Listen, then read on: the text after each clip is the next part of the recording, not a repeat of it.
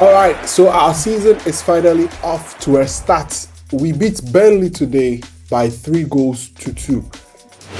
Some may term it a dramatic game. Some may term it a game we could have easily won. Depending on how you look at it, it's a game that I personally believe we should have finished it off, especially in the first half, given the chances that we had. But what do you think?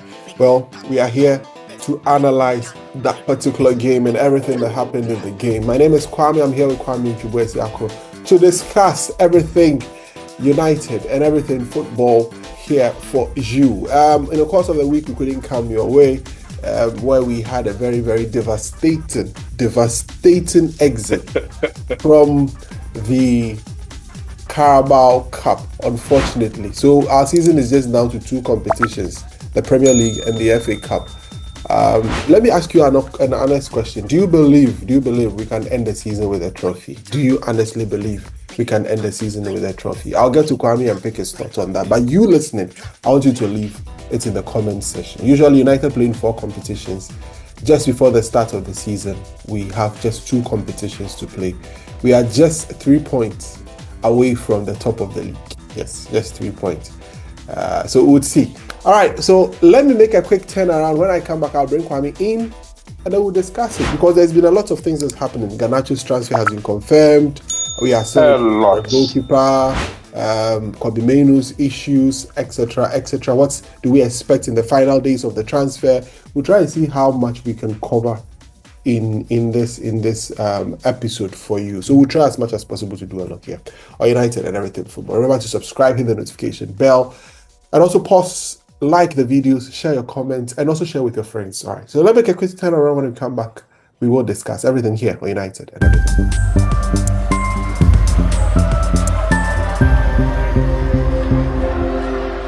All right, thank you very much. Welcome back to United and everything football. I'm back to my familiar settings. You'll be seeing it a lot, sometimes on the other side, sometimes here. So just get used to it. Yes, just get used to it. I won't be at a particular spot always. I will be switching, right? For Kwame, he has just one permanent spot. So, Kwame, how are you? How did you enjoy the game today? What were your thoughts? What was your feeling going into? Let me start with this. What was your feeling going into this game, given the events that had happened from Wednesday up until game day today? Just 2 words. Just win. Yeah. Just win. Yeah. Because it had gotten to the point where the only solution to all our problems, all our woes, all our bitterness, all our pain was summed up in his pre-match program notes. Yeah. It was very, very short. Very, very short and very concise. Not this long, dramatic, Old Trafford is this and Old Trafford is that, blah, blah, blah. He just said, all that matters is winning. Yeah. So personally, I didn't care even how we're going to play going into this game. There was no way we should have gone into we had to go into the international break on the back of a bad result. Otherwise, the uproar, the media uproar, the fan uproar, everything would have been so bad. And the pressure would have been so immense. So I just wanted us to win. I'm glad we did, because if people don't know, I'll share it with them. I didn't watch the entire game. I watched half of the game. I watched the best part of the game, actually, because apparently the second half was seesaw and dramatic. Yeah, but I watched the part of the game where we totally dominated the football match. We played our best football we played all season, in my opinion. Even better than the Arsenal game, because that first half we were just all over Burnley. One may call it Burnley, but then we're at that point where it doesn't even matter the opposition. Call it a relegation 6 point, they call it what it is. But they were crucial 3 points against a team that we could not afford to drop points against. And we went at it from the get-go. I think the lineup was a bit iffy, in my opinion. But like I said, I didn't really care about the lineup. All I cared about is these guys should just go out there, show some heart, show some vigor, some intent. And it was all on show. The only disappointment at the end of that half is that game should not have been close. I don't know how it wasn't 4-0 or 5-0. The of legacy that we saw last season still reared its head again, despite the fact that we've had a couple I don't know. Before you continue, I don't know this. What is the problem? I mean, You see, people take very good shots, and it's so close, like just at the edge. Um, I just Kwame, I'd rather see us create a lot of chances and miss them in games than suffer to create chances at all. well, that's true. I'd rather see that. Honestly, That's I'd rather true. see what I saw in the first half every single game and go like, oh, you know what? We were creating chances at will. It's just a bit of bad luck here. That's just like the feeling we had at Yeah, the Arsenal game. yeah. Like the Arsenal game, we came to sit here and we're like, that was a performance, despite Mm-hmm. the fact that we lost. Mm. But it hurts when you go into a Fulham game and after 15 minutes and you are lost for the rest of the game. Yeah. You start against a League Two side and you are battered in the first half and you are chasing the game in the second half. Yeah. So it's like it was so uninspiring. So for me, that first half was very good. Yeah. It's just that we have to improve our finishing in front of goal. If we play like this every day, Mm-hmm. I don't come and sit here and have a single problem with the manager at all. Yeah. Because then you can clearly see that the boys are just not putting the ball at the back of the net. Mm-hmm. The one that hurts me the most, should I even talk about the lineup? The lineup was more like, I think Diogo Dalot played at left back. I think he played okay today. I'll not give him 4 marks. I'll give him okay because I saw the highlights. He gave an assist in the second half. The back three, which for me has been what I say, they have been our most consistent players in my opinion. Luke Shaw, Matthias De Ligt, Lenny Yoro, very consistent. Right wing back, Ahmad played his best game all season because up until he was really on it. He was really on it. I'd seen him struggle combined with Mbeumo up until this point. But that first half, what I saw was brilliant from him. Yeah. Very, very offensive. And he did his defensive job as well. Like on both ends, he was very, very dynamic, explosive, and exciting. The middle of the park was Bruno Fernandes and Casemiro. I'd not say more about it. I'm just going to skip to the attack. Mm-hmm. The attack is where I was like thinking, how come we don't have a striker on the football pitch? Because I think he started Mount, Cunha, and Mbeumo up front. Get goal, chance after chance after chance. Mbeumo, everybody was getting chances here and there. I think Mason Mount was playing his best football I've seen all season, honestly. Yeah. Mason Mount was really, really on it, together with Amad Diallo, offensive-wise. Missed chance after missed chance after missed chance. I can't. The one that got to me, the chance that got to me the most was the Amad Diallo one. How do you miss that? It was like a gaping. The post was just big enough for you. Kwame, this is what I say about Amad, yeah? And some fans don't seem to get me. And I didn't watch the second half, but people are saying he played equally well. Or equally well, yeah, that's true. He played, and then won us the game with won us the penalty that won us the game. But I want us to taper the sort of expectations and pressure or excitement or whatever that we put on Amad Diallo. He's a good player, but he's no rich. We have to be careful we don't create another Alejandro Garnacho situation with him. Yeah. Right? He has a lot of development to do. He can get better.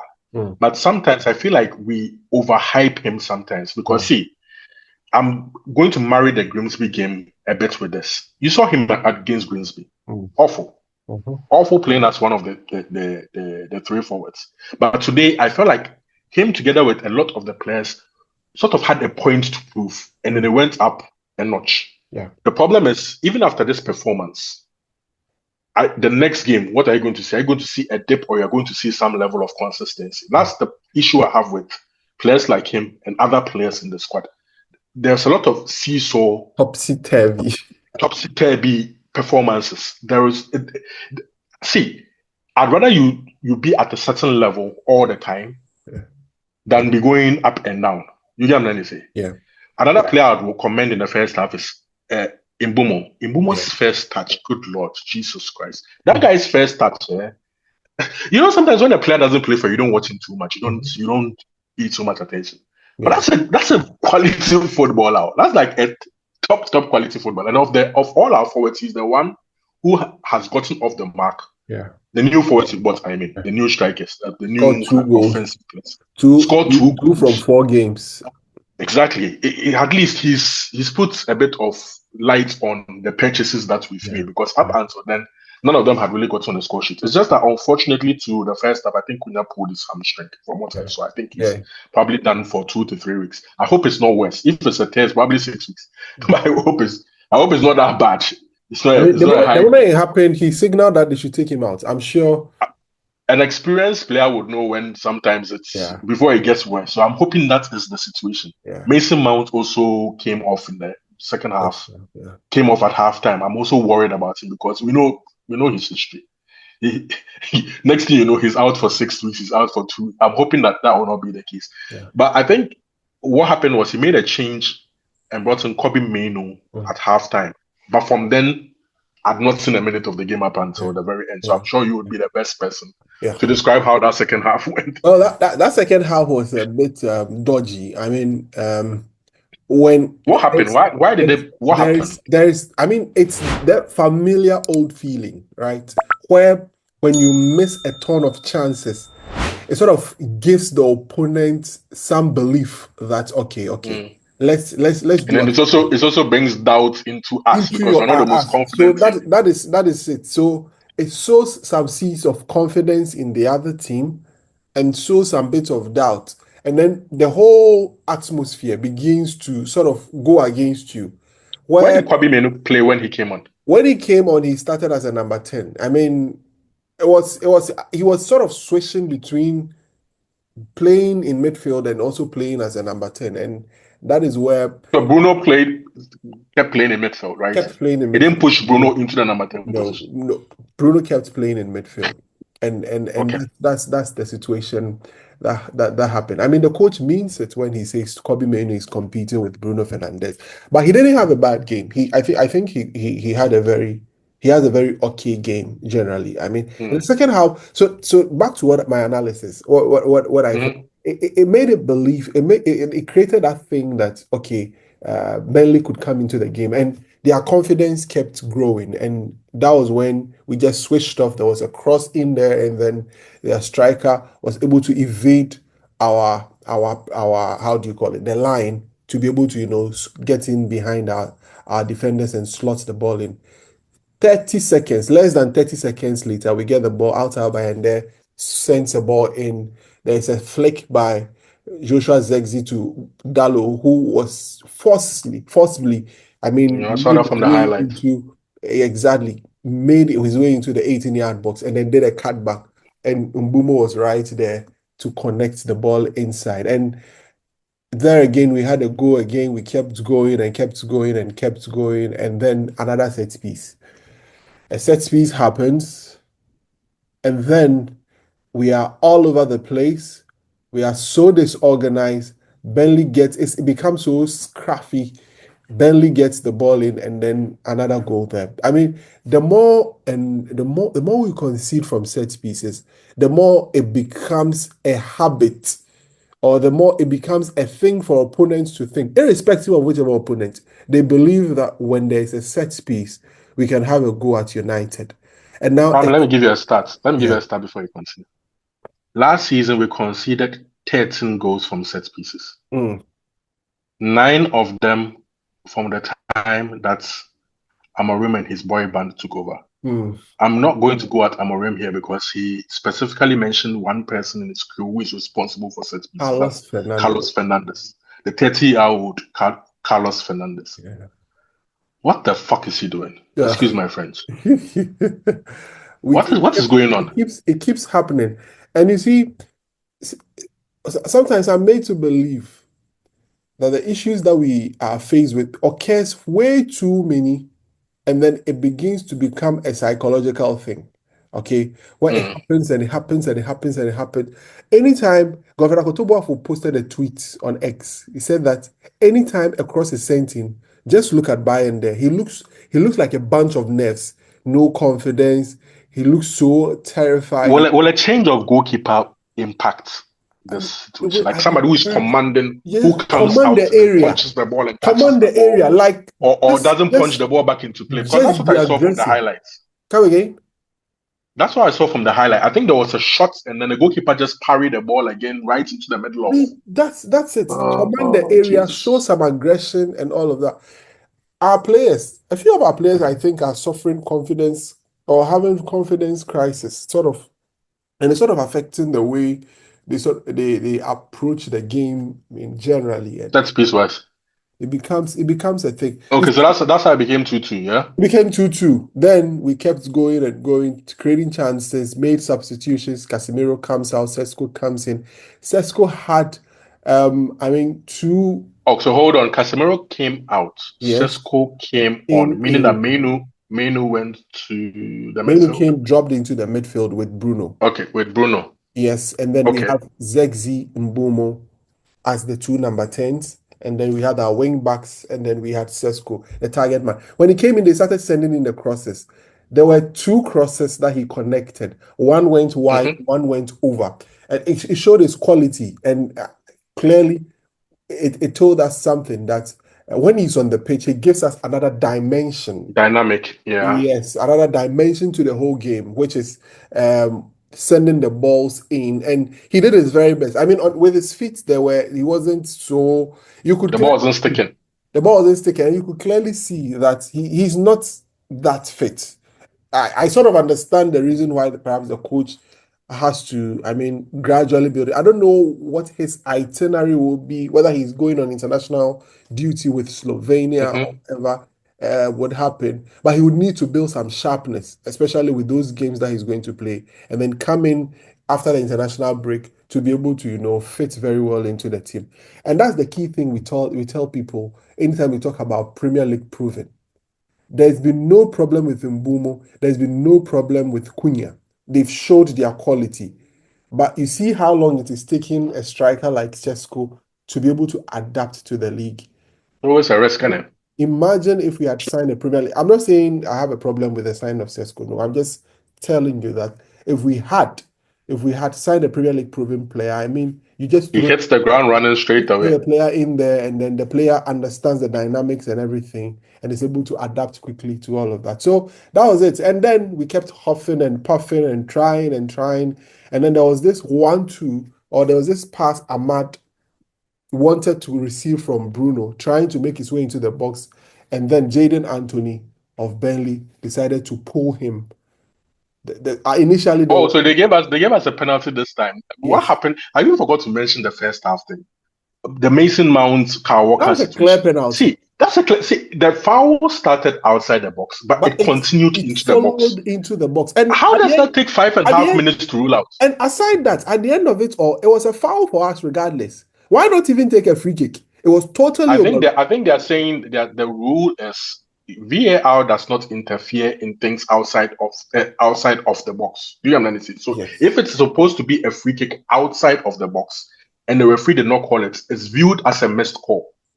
You get Okay. the point? That's fair. VAR does not that that give that that, that anything was outside of the that penalty area. that's fair So because I felt ultimately, you can't do anything. because the thing is the referee made a call. So and you Hmm. explained to me that it's a mixed call. So that's fair enough. Fair enough. Hmm. So so that was it. So the referee had Then I felt we're cursed. Honestly, at that I point, just I felt didn't like we're cursed.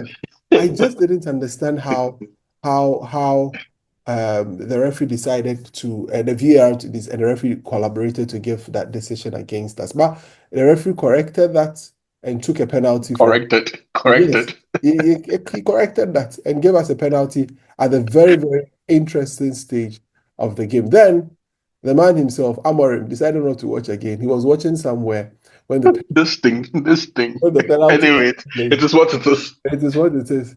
Well, and then we Bruno decided to connect it very well. This time around, the goalkeeper found a direction, but Bruno was able to add a lot more power and a lot more direction to be able to do that. So generally, that's how the second half played out. It was more of a allowing Burnley to come in to grow their confidence and to believe that they could get something out of the game because it was a totally different game from the first half where I didn't even have the slightest feeling that Burnley could get a goal given the way we were playing because we were on them. We kept, piling pressure. We kept moving the ball correctly. We tried doing everything possible to be able to, add more goals to our lead. But unfortunately, the second half gave them the confidence. They grew in. They decided to, have a go at us at one point or at several points in the game, and that's how we played us. So, Kwame, that's how things went in the second half Hmm. for you that did not watch that second half. But there are some few concerns. I don't know if you have anything more to add to the game and what it gives to us and what confidence it gives us. For me, I felt very It's relieved. it's one win, one loss, one draw to start the season. Yeah. To put a positive note to this, to sound optimistic, because there are some people who, when you speak against the manager, they think that you are all for doom and gloom. No, we love our club. We always want to see our club do well. In 2014, 2015, we started off even worse than this, to be honest, under Louis van Gaal, after we sacked David Moyes, after finishing 7th or 8th, I can't even remember. We were not in Europe for the first time in God knows how long. And we started the season against Swansea. We lost at home in our first game 3-2. After a superb preseason, if you remember our preseason, we're playing 3-4, We won 3-4, every World trophy. Cup formation. Every trophy. Yeah, Every every trophy that we trophy. had. No, we were playing 3-5-2. I remember because the World Cup, he played 3-5-2. So he started his 3-5-2 formation.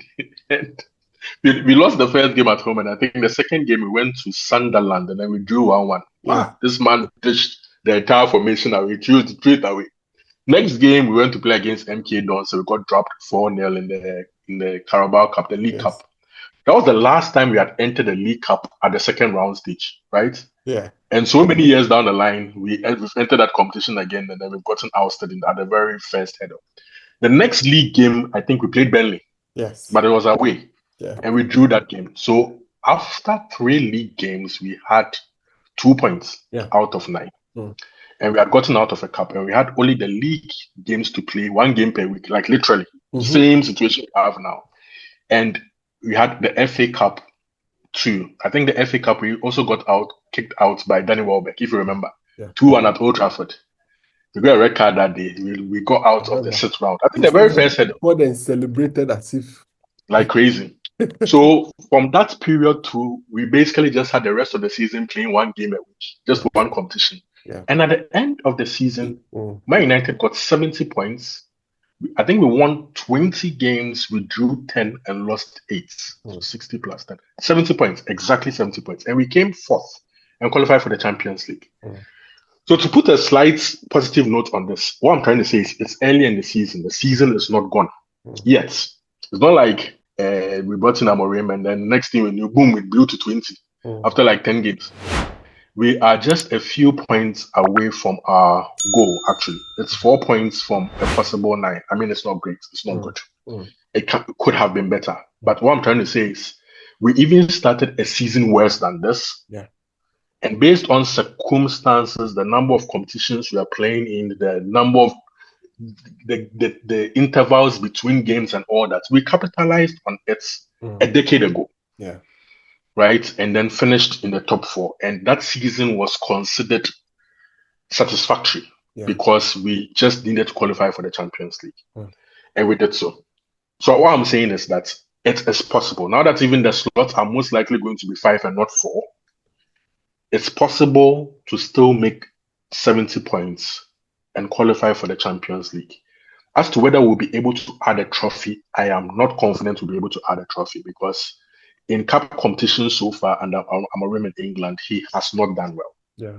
Domestic cup competitions, he's been ousted in almost every first round also. I think the FA Cup last season was when we went a couple of rounds in after the victory away to Arsenal on penalties. I mean, could have gone either way. We beat Arsenal and then I think which other team? All I know is we lost to Fulham at home. At Old Trafford on penalties. Quarterfinal. No, not on quarterfinal. The round before the quarterfinal. That's when we got knocked. The 5th round. But I think what happened was Fulham played Crystal Palace in the quarterfinal, and then they played the semi-final against Forest or something. They went to the final. So it was the round of 16. Round of 16. This is the same thing. So I'm not confident the FA Cup will be. But at the end of the day, the target is the target. And we should not lose sight of the target. No one should be accepting mid-table as the standard this season. That is you just accepting your mediocrity. No. 1 game per week, if we put our acts together, I hope these injuries to Mount and Cunha aren't serious because we need them. If we get our acts together after the international break, we have 2 big we can put together a good against City and then Chelsea. You know, I said to you 5 games will show us everything. Yeah. The 3 games is 1-1-1, right? 1-1-1. The 2 big games, we have to try and make a statement. We've been good in big games under Amorim. Some big games. Sometimes the result is not the desired one, but then the performances are always good. But now it's not just about performances. Yes, I think where we are in the season right now, where we are, we have to be stable. You get some stability and confidence. So it's about getting the results. yeah, He knows this. yeah, I know it. You know it. yeah. All fans should know this. It's about results right now. Mm. Once we start churning some results, we will be able to get some confidence from it. Because what's happening is every negative result we take a hit, confidence wise, Mm. and it becomes a problem. Yeah. So it's winning games that will rather bring the confidence so that we're able to execute things better, Mm. play Mm. better as a team, be more fluid, be more automatic. You know what I'm trying to say? Mm. So it's City and it's Chelsea. If we mean to do something significant this season, we have to make a statement in those two games, especially the one against Chelsea at home. You know, the reason why I'm not overly concerned about City away Mhm. is we do well at City away. We Yeah. do, see, the City, as a City, the derby is almost like they come to Old Trafford and they almost always get something. And Yes. we Good, often yeah. go there and almost And always also get get something. something. So once an away fixture at City, Yeah. and looking at the way they themselves have started off a bit, Mm. we could go there and do one over them. Amorim has already done it over them over Yeah. there in a very convincing way, actually. So it's possible we could go there and then hit them. The problem is this season, the difference between this season and last season should be our away performances. Sorry, our games at home, the results at home. Yeah. When Eric Ten Hag had the very good first season, it was based off the fact that we won 14 games at home Mhm. out of the 19, and I think we lost only two Yeah. and then drew the rest. Very solid home Yeah. performance. Yeah. Your home ground should be your fortress. That's why I'm glad today we won. Because if we didn't win today, that's like two home games that That you've was dropped that. points in. It's Yeah. unacceptable. If we can win 14, 15 of our home games, we are almost home and dry because you're almost there. Make Old Trafford a fortress. I don't care how we win games at Old Trafford. Show that character against Chelsea. Beat them so that you keep the gap between between ourselves and Chelsea close enough. You have to stick. It's not like hang on to the quotes of those who are at the top Yeah. long enough to be able to have a chance to overtake them at a Yeah. point. Yeah. Don't let go of the quotes just Mhm. yet. Mm. If you let go of the quotes too early, like we did last season, it becomes a very tough hurdle to climb. It becomes like we are trying to avoid relegation rather than aim for the higher epsilon. So see, those two games, the word I'm looking for is I am expectant. I am looking forward to them Yeah. now. If we had lost today, you'll be dreading them. Yeah. But we've won today. It's 4 points. I think Spurs even lost, right? Spurs After lost. all their Yes. heights, they Yes. lost. But just a couple of points away from a We are Spurs just team we that are everybody just we was are praising. just 3 points off Chelsea, who are top of the league. Look Tomorrow, at that. tomorrow Arsenal play against Liverpool. If they draw, One of them it's is gonna dropping say points. You get what I'm trying to if say? one of them drops points or both of them drop points. If they draw It, it tomorrow, it's still 3 points from the top because they are the it team shows how crucial it was to win today, to win Kwame. today. It I shows mean, how just stay crucial in it touch. was. Just stay in touch. Just Just stay stay in in chat. touch. So I'm looking forward now. Now I'm looking forward to what happens after international break. Hopefully these boys go. None of them gets injured. They come back, they are Yeah. fit, and then we go again. And I'm also hoping that even before the window ends, we bring in a goalkeeper. Because, like you described the second half, we have a goalkeeping issue. It doesn't go away. Yeah. We have to bring a goalkeeper. And hopefully, I still have this thin glimmer of hope Yeah. that Manchester United will pull off a surprise and sign a central midfielder. Mm. You want us to get into Kobbie Mainoo now after the break? Yes, let's go for a break. When we come back, okay, I think we have some time. We have some 5 minutes, so we have 7 minutes for before we go on this break. Great. And use that to talk about Kobbie Mainoo. And then when we come back, we'll look at perhaps the goalkeeping situation, maybe in detail. And then we'll look at the Alejandro Garnacho and the bomb squad and the Real Betis shenanigans and a few things that we'll discuss, especially on the transfer. And So, Amorim's future, yeah? We'll yeah, discuss a bit of it. let's We never shy away from these topics. Never. no, no, no, no, no. So let's touch on Kobbie Mainoo. I mean, he's still pressing from what we hear from the media, credible media, that he wants to go and then play games ahead of the World Cup. He wants to show himself and all of that. There's been a couple. I mean, I hear there's been more than 10 clubs lining up to have Kobbie Mainoo to join them on loan. He says he doesn't want to leave United entirely. That's not what he wants. Hmm. But he wants to go play football and give himself the best chance to be able to play in the World Cup or feature. Thomas Tuchel stated that yes, he is part of their list, but at the moment there are players that have good rhythm due to the fact that they are playing more games than Kobbie is doing, and as a result of that, they are ahead of him. What it means, I'm sure that's the communication Tuchel has given him. What it means is Mhm. that if he plays football, he gives himself the opportunity to be able to feature in the squad for the World Cup and the other games that will be coming. We have how many windows? We have about 2 or 3 windows before the World Cup happens. Mm. So I mean, basically that's that. I mean, what's your thought, Kobbie Mainoo? I support the fact that he wants to go out there and play football. Yeah, I have, I have this thing I always say. When a player says he wants to leave, never ever stand in his way. yeah, Manchester United should do its job rather by bringing in a midfielder. If we had signed a Carlos Baleba, mm, we would not be so much perturbed about the Kobbie Mainoo situations yeah, because we haven't beefed up our midfield enough. That's why we are overly concerned about losing him. yeah, He is second in the pecking order to Bruno Fernandes, our captain, our leader, mm, soon to be legend. Somebody who is almost always fit, always plays. It's going to be difficult for him now, especially when we are out of the cup competition, the League Cup, and we are not in Europe, to mm, get considerable game time because game time means league football. That's what it means. yeah, The greatest competitions, you have to be playing in the best competitions. I looked at the England squad and those who had been invited. They are from players from Nottingham Forest and whatnot. But Nottingham Forest has qualified for Europe. They've been mm, playing good football, and those players play huge minutes. yeah, If Kobbie Mainoo is not going to get those minutes at Manchester United, he's not getting to the England squad. It's mm, as simple as that. If mm, Manchester United is not playing well and not playing in the biggest competitions, like European competitions, it makes it even harder. yeah, So my hope is that we will be able to grant him the loan. Chris Wheeler made some revelations that Kobbie Mainoo had verbally agreed on a contract extension in February. But when he came back from injury, he wasn't getting into the team regularly at Manchester United and he was also being played out of position. yeah, So he didn't put pen to paper. He was not happy with the way things were going on with Amorim. You remember even the Europa League final, yeah, he was brought in the very last minute at mhm, the other time. That just put more. He wasn't the only one who was disappointed with not yeah, playing heavy minutes, but he it's- didn't go behind the camera and pick up a microphone and do an Alejandro Garnacho. So mhm, it was swept under the carpet. But the boy was not happy from yeah, that moment till now. It's not about the money. The money is a factor, all right, but that is not the major factor. The major factor is playing time. playing football. Manchester United hasn't also shown that over commitment to making him put pen to paper. The reason I'm saying this is ideally, when a young player it's been up and down about extending a contract, what clubs do is they trick these players into putting pen to paper by playing them for a certain amount of time. And the moment that they sign the dotted lines, then they put them back on the bench.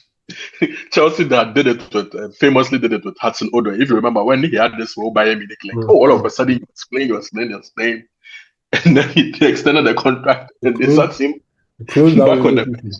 next thing he knew he was bundled to Leverkusen on loan, failed at the loan, and then he ended up as a Forest player. Yeah. From the highs of playing for Bayern Munich to the lows of playing for Nottingham Forest. Like, right now you look in hindsight and say it was a worthy thing, but that's not where he saw himself. So Kobbie Mainoo will be sitting down thinking, if I don't play, I'm not getting the England squad. And there was no guarantee with the talent that England keeps churning out Mm, that even in 4 years' time, I'll be in the England picture. If he hadn't played enough games for England, probably in 4 years' time, he would knocking on the Black Stars door saying that, please, I want a change of nationality, but it's too late. So it's England or bust. yeah. If the boy wants to go to the World Cup, he has to play. Let him go. Manchester United should bring in a midfielder ideally before the window closes. I'm making a prediction. It may not come to pass. But what I think would happen is that Kobbie Mainoo may be allowed to go. But before he goes, like Vitek and other players who left on loan, they will be made to sign that contract extension because Manchester United would not want to lose value on the assets in case he even has a successful loan and needs to be moved on. They would want him to extend that contract before he goes. This is my prediction. Wow, It's a that's prediction. kind of prediction. So we'll see how that one particularly goes for Kobbie Mainoo. I mean, having tasted the European Championship, he wants to have another good experience at the World Cup as a young player. And I'm not sure he will ever forgive United if he ever misses that opportunity. I mean, these things do happen, so we'll see how it goes. Let's take a quick turnaround. When we come back, we have other issues to discuss here on United and Everything Football.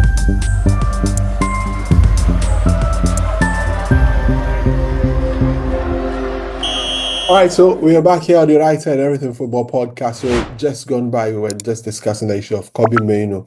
The transfer window shuts. If you're watching it on Sunday, I'm sure we are releasing it on Sunday. It's ending on Monday evening, midnight. Monday evening, midnight. So we just have some few hours. And you know how the English and how the whole world have made deadline day a thing. So definitely there will be deadline day drama across, I mean, for other clubs, the Liverpool to It's been a while since we've been involved in deadline day drama. It's about time. yes, Do you know the most famous one? the LVG one, right? Where The we're signing LVG one. all the Top, top, players. top, top. We're signing Falcao, we're signing And I think the next game we played QPR at Old Trafford. yes, We were yes. showing off our new toys, And 4-0. 1-0. And then we went to lose Oh, at Leicester 5-3 or something. ditch the formation. Oh, Well, that's it. God. So it's becoming a thing for world football. I mean, the whole idea of deadline. That was when he ditched the formation, yeah, It the ditched Leicester that debacle, formation. right? Yeah, Yeah, it was then. It it got ditched there. it. It got there. You're right. It You're right. ditched it. It ditched that formation and decided You're to right. I remember do a now. big thing. Yes. So basically, that is that. So we'll see how things go in that regard. So still on that, we still have some players of the bomb squad who are still, I mean, toying with us. There is the Antony issue where yesterday Real Betis released a statement that the whole thing is becoming too expensive, and as a result of that, won't be unable to, I mean, join, won't be able to, I mean, follow through with getting the Antony deal done. And also, there is still the issue of Jadon Sancho. Now, Sancho has still also not made any inroads or has still not made any agreement with other teams regarding whether he wants to leave or not. So we still have the issue of Jadon Sancho. We still have the issue of Antony and Tyrone Malacia. All these issues needs to be quickly resolved in the next 48 hours. How is it going to end? Well, we would have to wait and see. But let me get Kwame's thoughts on all the issues regarding the transfers, especially the outgoings, before we can perhaps end it with the incomings. And then we'll bring the podcast to an end today. Kwame, I don't know where you start from either from Antony or from Sancho or from Malacia. Which of them? I'll start with those who have actually left. The Okay. likes of Rasmus Højlund and Garnacho. Yeah. I'm glad those two are gone. Yeah. You know my opinions on those two already. I'm glad that those two are gone. Those kids just not good enough for Manchester United. Yes. And then if anybody else is not good enough, be it a new sign who was signed yesterday or whatever, you're not good enough. Sell that person and bring in another new player. We needed cash, so I think those two players guarantee us a hefty amount of cash, at least Yeah. 83 million pounds. If Højlund's transfer is made permanent, it's most likely going to be made permanent. Yeah. That's a lot of money, almost like 100 million euros. Yes. That's top cash. Yes. It's good for balancing our books. They add to Rashford, who left very, very early after reducing his wages so that he can make the move happen. So that drives me into the Antony situation. We had an agreement of sorts. There wasn't a formal agreement, but more like, okay, we've agreed something with Betis in terms of a transfer fee being 25 million pounds plus 50% sell-on clause. But there lies an issue of a severance package of sorts that Malacia is supposed to have from Manchester United because Betis can't match the wages that we used to pay him. It makes sense. Let's be honest. Let's not pretend as if other players haven't had such severance packages. Even Højlund had a severance package before he left. We've had the likes of Wan-Bissaka and we always have to top up on players. It was what actually broke the deal between West Ham and Maguire some seasons ago because we refused to pay and then decided to stay. Yeah. So it's for anybody who is wondering, it's not Betis being unrealistic or being stupid, as a lot of people put it yesterday because it was in the heat of the moment. We were all saying what we felt like you guys can't afford it. But no. That's not the problem. The problem is they expect Manchester United to pay off the balance, which is fair. Normally, we spoke with Atik about this some time ago. Normally, what happens is the club will sit down with the player, not necessarily to pay the exact amount of money owed to the player, which in this case, I think it happens to be something about £4 million or so, thereabouts. They pay a part to the player and then his agent, and then it makes the deal sort of happen. So Manchester United at a point in time have to sit down with Antony and his people and then pay them off a bit of the balance so that it can make the move happen. I still expect the move to happen because the player blocked every other move, right? He wanted Betis, and Betis, in my opinion, they've tried their best based on the Betis that I know. Yeah, I'm sure they're even parting away with that amount of money. Actually saying it's a transfer strategy. I mean, to get things a bit more realistic for them. I mean, to their level. That's what let's be honest. Betis are never going to pay any 40 million euros or whatever. They don't have it. All that they can do is guarantee you a hefty fee in the future if a sale is made. You know how the whole 50% works. I think we've explained this before. It's not like if you get 40 million, they are giving 20 million to us. It's more like a profit on the sale. So if they are selling him to us for 25 million, they sell him in the future for 40. It's 50% of the 15 million pounds profit. So we would get an extra 7.5 million in addition to the 25 million, and that would almost be his amortized value, which happens to be 34 million pounds. So Betis would be hoping to sell him for something like 50 million in the future if he has a very, very good year and makes it to the World Cup squad. Betis will not hold Antony for more than one season, trust me. They will try and quickly sell him as much as possible so that they themselves can make a profit on the sale and be able to give Manchester United the money that Manchester United requires.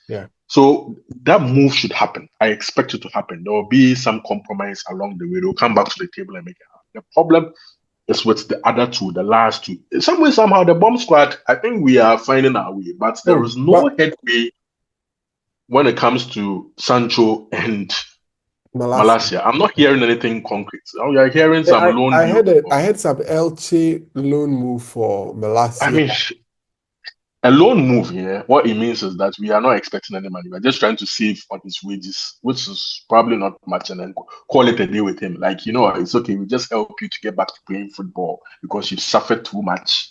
2 years riddled with injuries, just been bad luck after bad luck. So just go play, and after that, just hopefully have the rest of your career. So you know what? Me, I don't really consider Malacia as like a single member of the bomb squad.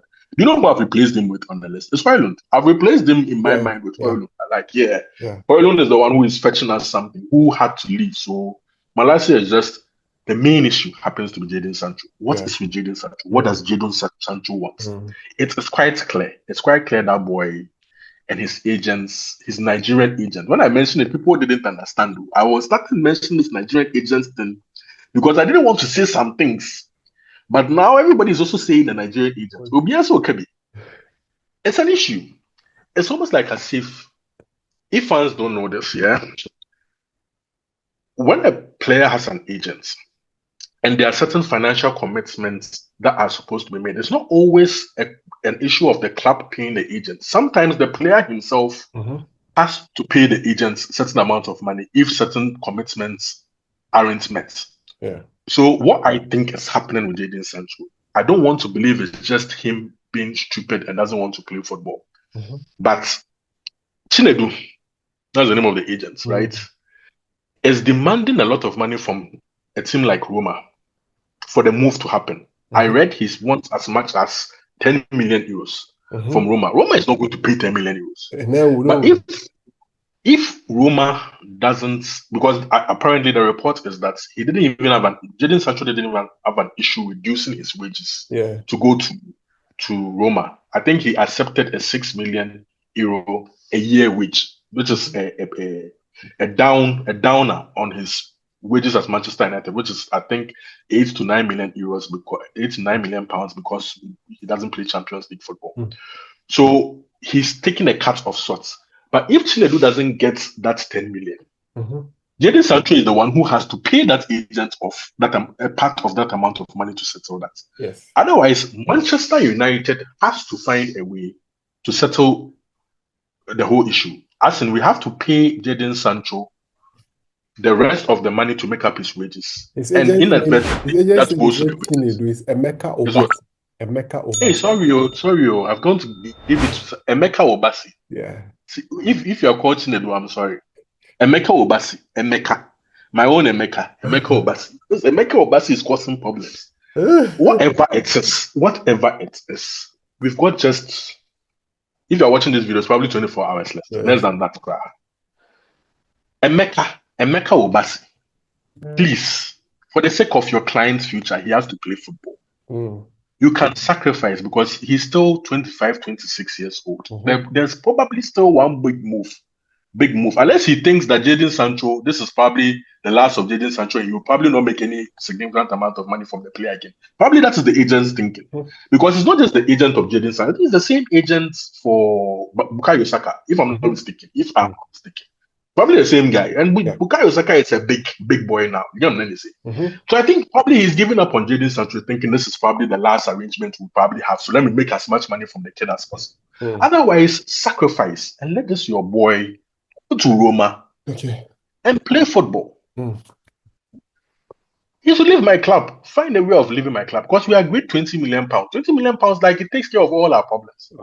And if there is a need to make some sort of severance package for the boy to leave, take that £20 million, pay him some 5 billion so that he and his agents can sort out their financial issues. And then everybody will be happy, and then the move just happens. Well, thank you very much, Kwame. Emeka Obasi. Yeah, that's the name. Are we going to talk about our coach? Yeah, just a quick one because I see some blinking somewhere that I have to deal with. So okay. I support United. You support United. We always want our club to win. Yeah. Whether we trust the manager, we don't trust the manager, we would always support our football club to win. Yeah. I know your stance on the manager now is very similar to mine. We do not trust this coach. He has a lot to prove. Today marks 31 points from a possible 90. 31 points from a possible 90 points in the league. 1/3. 1/3. He's won a third of his games. He's a long way away from convincing some of us that he is going to steer us on the right path. But like I said in my earlier submission, we've started off worse than this and ended the season very well. It's possible he could turn things around. I'm not confident though. I've always said, see, the thing is, I can come and sit here and tell you all the positive stuff, but I'll tell you at the end of the day, I'm not confident he can do it. You've seen this, our thing we did on Amorim and then how he turns Sporting's future around, blah, blah, blah. So when some people watch it for like the first 10 minutes, they go like, this guy is like all Amorim in. But then I think they missed the last part where I say, I'm not even confident any of all I've said would even happen. I think they missed that part. I'm not so confident that he's going to do the job, but I hope he's able to prove us wrong. Do you want to be served humble pie? Do you love humble pie? I love it. I would love it. Yeah. I would munch on that pie. I'll probably put my whole face on that pie. I would love it. Prove me wrong. I love it. But until he does it, I'm not the biggest fan of Ruben Amorim. He should change my mind. He should change our minds. It's as simple as that. For all of us, it is for Manchester United to succeed. That's the most important thing. And if it will take Amorim to do that 100%, 101%, we are behind him. And if we think that he's not the one to do it and the change is needed, I think it has to be done. Anyway, thank you so much for being a part of the podcast. It's a bit of an extension, so we hope you enjoyed everything that we've discussed here. Apologies for not coming your way in midweek. That was his fault, by the way. He was in his feelings. I'm going to tell everybody. It had nothing to do with me. I was ready. He was in his feelings, and this man just couldn't take it anymore. He was just heartbroken. He was broken. And he didn't want to record. I mean, I don't shy from saying it. Even the coach couldn't want the penalties. How much more me? Pull a laptop on me to come and do hello, welcome to United and everything. With this spaces instead. I mean, within a space on Twitter. So, I mean, it's the coach really wants penalties. How much more me, broken-hearted? So it shows that we are all humans, right? Exactly. Sometimes That's we why just, we have opinions. If you we don't just agree with your opinion, it doesn't mean that yeah, your opinion is your exactly. opinion. But I promise it won't happen again. It won't happen again. Oh, it won't happen again. It won't happen again. So apologies and please forgive me. It won't happen again. All right. All right. So thank you so much for being a part of the podcast. My name is Kwame. I was here with Kwame Chibuesiako.